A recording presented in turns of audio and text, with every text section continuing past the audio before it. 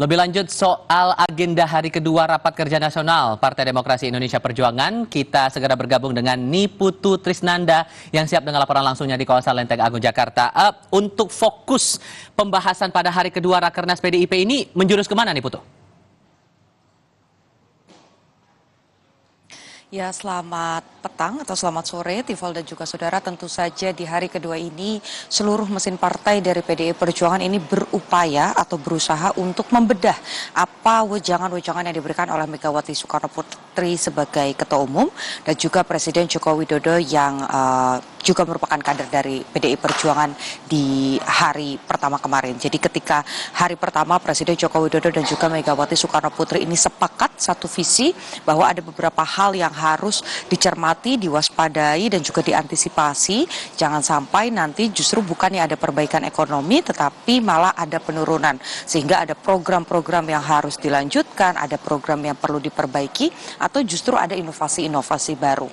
Target yang kemarin dipasang oleh Presiden Joko Widodo ini berkaitan dengan tema yang juga diusung oleh PDI Perjuangan dalam Rakernas adalah berkaitan dengan kemiskinan.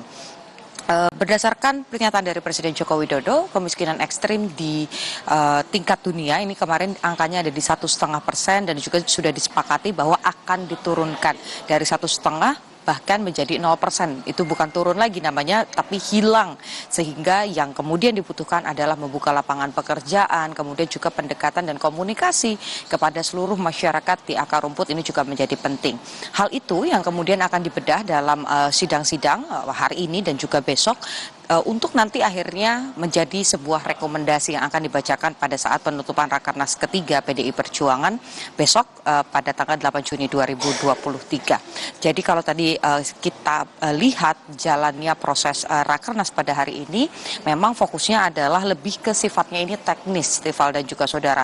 Ada strategi terkait dengan pemenangan pemilihan presiden, pemilihan legislatif, kemudian juga target kursi, membaca peta politik di seluruh Indonesia, daerah-daerah mana saja yang merupakan kantung-kantung suara yang cukup besar dan juga daerah-daerah mana saja yang perlu ditingkatkan lagi kerja sampai bawah atau gotong royong sampai bawah kalau mengutip bagaimana pernyataan para elit dari PDI Perjuangan. Jadi memang hari ini sifatnya teknis sekali.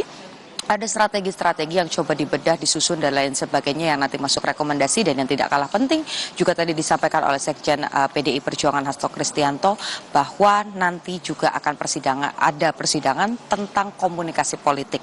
Jadi dalam proses pencapresan ataupun juga pencalekan yang akan dilakukan oleh kader-kader PDI Perjuangan, komunikasi politik ini menjadi penting karena setiap daerah ini memiliki pendekatan komunikasi yang berbeda. Kemudian untuk mendengarkan suara-suara apa saja yang penting ini juga diperlukan bagi sosok atau calon-calon pemimpin yang sudah dikaderisasi oleh PDI Perjuangan. Seperti terakhir disampaikan oleh Ganjar Pranowo, bukan hanya suara pemilih yang usia dewasa muda saja, tetapi pemilih pemula ini juga jadi penting.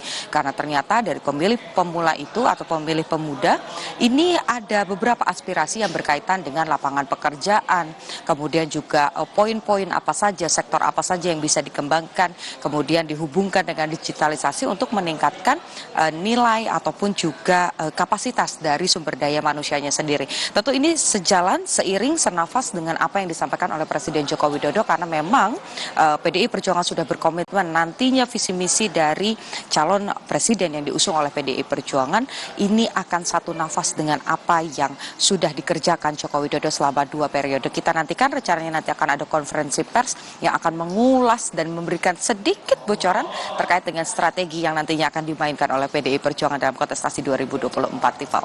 Termasuk bocoran dari nama kandidat calon wakil presiden yang akan mendampingi Ganjar Pranowo. Ini juga menarik dicermati. Kemarin sempat disebutkan beberapa nama masuk radar 10 daftar atau 10 kandidat untuk pendamping Ganjar di Pilpres nanti.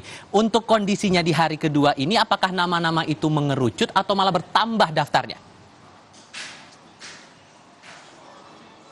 Ya, Tifal, betul sekali. Kalau kemarin Puan Maharani, Ketua DPP yang juga merupakan Ketua Tim Pemenangan Pemilu 2024 ini menyebutkan nama-nama yang ada di kantung, baik itu yang disodorkan oleh partai ataupun juga yang berdasarkan survei-survei begitu ya, ada Ketua Umum Demokrat AHY ini jadi satu pancingan begitu. Apakah memang ternyata AHY yang selama ini akan mendampingi Ganjar Pranowo? Ada nama Erlangga Hartarto, Ketua Umum Golkar, kemudian juga ada Ridwan Kamil yang baru juga merapat ke Golkar.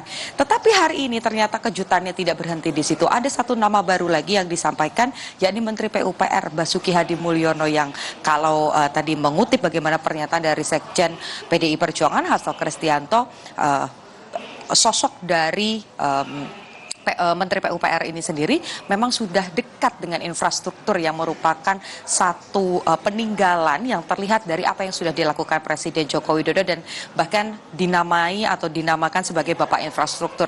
Lebih lengkapnya lagi terkait dengan pernyataan dari Sekjen PDI Perjuangan Hasto Kristianto, berikut pernyataannya.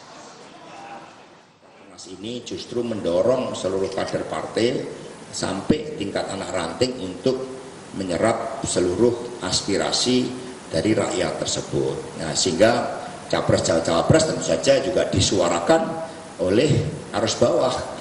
Siapapun namanya, tugas partai menangkap seluruh aspirasi itu dan kemudian kita kan punya mekanisme berjenjang ke atas sehingga akhirnya kepada Ibu Ketua Umum yang oleh Kongres Partai memang punya kewenangan untuk menetapkan itu bagi kepentingan rakyat, bangsa, dan negara. Ya, sehingga tenang saja, pada momentum yang tepat itu akan diumumkan, tetapi ya tidak akan diumumkan di Rakernas ini. Itu kan masih ada waktu, bulan Agustus itu juga bulan keramat, bulan September itu juga bulan sangat penting. Yang jelas kalau dari arahan Ibu ya kita begitu segala sesuatunya itu sudah siap, Ibu Mega akan mengumumkan itu. Jadi kalau mengutip pernyataan dari Ganjar Pranowo, bakal calon presiden yang diusung oleh PDI Perjuangan dan juga P3, sabar dulu Tifal dan juga saudara, nanti ketika waktunya sudah ketemu, sudah ada calon yang pas, pasti akan diumumkan kepada publik. Dan juga kalau kita lihat bagaimana jalannya Rakernas ini menyusun dan membedah strategi-strategi yang sifatnya teknis, tentu ini juga akan menjadi acuan untuk menjadi kriteria dari nama-nama yang sudah dikantongi oleh PDI Perjuangan dan juga tentu saja sang pengantin Ganjar Pranowo, kira-kira siapa yang paling cocok dan akan berjalan bersama di kontestasi Pilpres 2024. Tifal. Dari arena Rakernas PDI Perjuangan, Ibu Putri Trisnanda melaporkan. Terima kasih.